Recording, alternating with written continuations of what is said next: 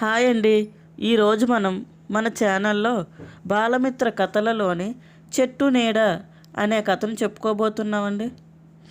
ఒక గ్రామంలో ఒక ఆసామి ఇంటి ముందు పెద్ద చెట్టు ఉండేది.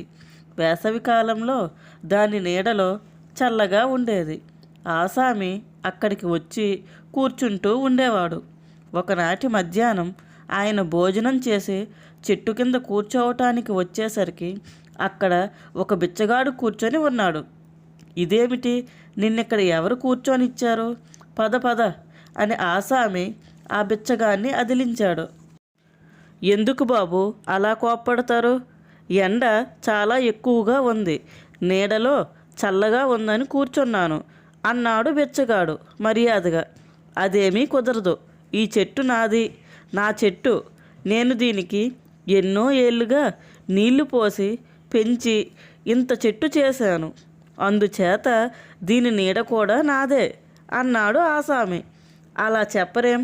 అయితే ఒక పని చేయండి, ఈ నీడని నాకు అమ్మండి, డబ్బులు ఇస్తాను అన్నాడు బిచ్చగాడు. డబ్బు మాట వినేసరికి ఆసామికి ఆశ పుట్టుకొచ్చింది. సరే అమ్ముతాను, ఏమిస్తావు అన్నాడు ఆయన. వెంటనే బేరం కుదిరింది.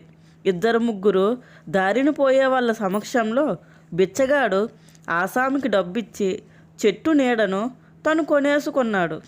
అది మొదలు బిచ్చగాడు రోజూ వచ్చి చెట్టు నీడలో కూర్చుంటూ ఉండేవాడు.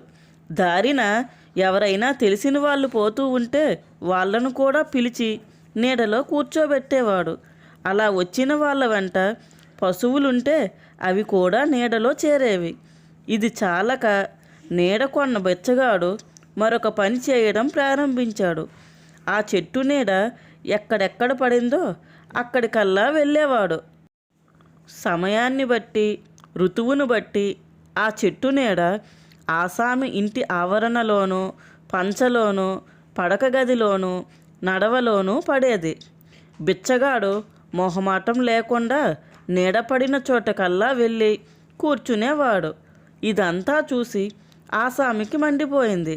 ఏయ్, మా ఇంట్లోకి, వసారాలోకి, గదిలోకి వచ్చి కూర్చునేటందుకు నీకేం హక్కు ఉన్నది అని ఆసామి బిచ్చగాడి మీద కోప్పడ్డాడు. బాబుగారు, నేను మీ చెట్టు నీడను డబ్బు పోసి కొనుక్కున్నాను.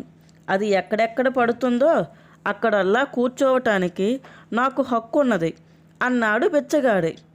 ఆసామి రుసరుసలాడాడు.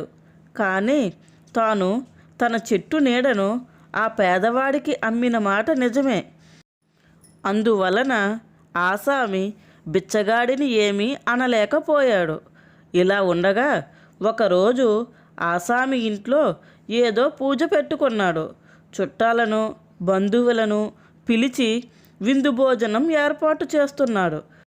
వారంతా భోజనం చేసే చోట చెట్టు నీడ పడింది. సమయానికి బిచ్చగాడు చక్కా వచ్చి ఆ నీడలో కూర్చున్నాడు. వచ్చిన అతిథులకు ఇదేమీ అర్థం కాలేదు.